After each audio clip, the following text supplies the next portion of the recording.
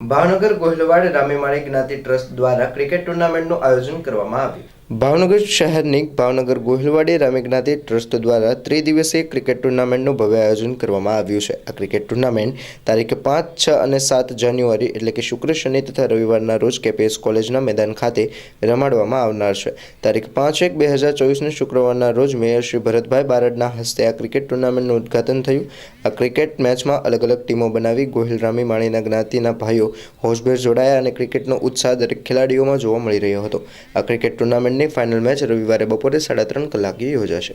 સમગ્ર આ કાર્યક્રમને સફળ બનાવવા માટે ભાવનગર ગોહિલવાડી રામી માળી જ્ઞાતિ ટ્રસ્ટ દ્વારા ભારે જહેમત ઉઠાવવામાં આવી છે.